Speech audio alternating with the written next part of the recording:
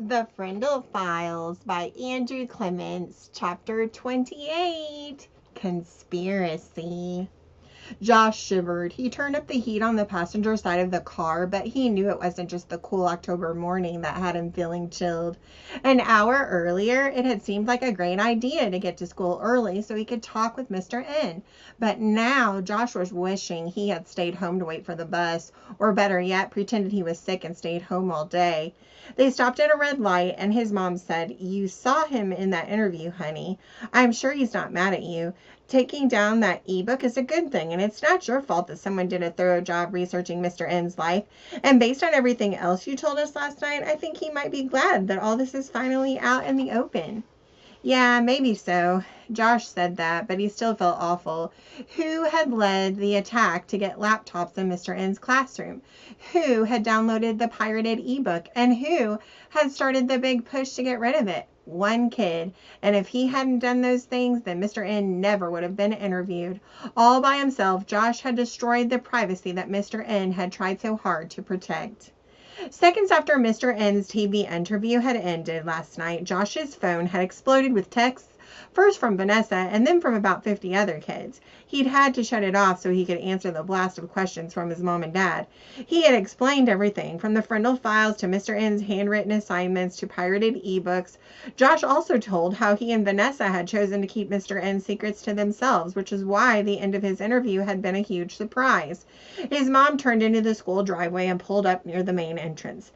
"I've been meaning to ask, do you still have the Frindle you borrowed from me?" "No, I put it back."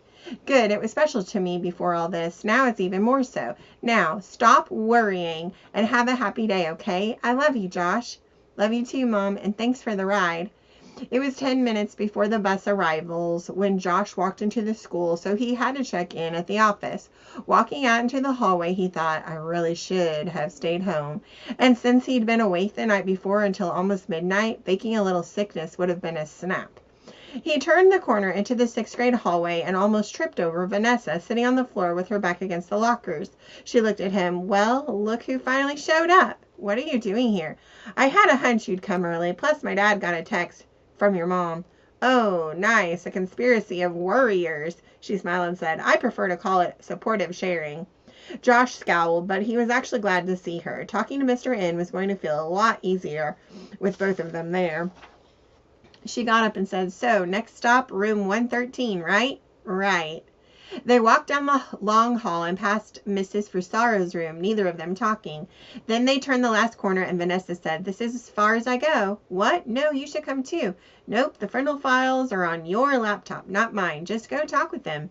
"But what if he's had 12 hours to think about all this and now he's ready to bite someone's head off?" "He's not that kind of person. You know that. Just talk." "Okay, but you'll come in soon, right?" "Soonish. I'll be in the library." Vanessa turned and walked back around the corner, and Josh listened as the sound of her footsteps got softer and softer. He stood still, waiting till he couldn't hear them at all. She wasn't coming back, and they both knew it. Josh turned, took a deep breath, and made himself walk the last 37 steps to room 113. He counted them, and then he made himself open the door.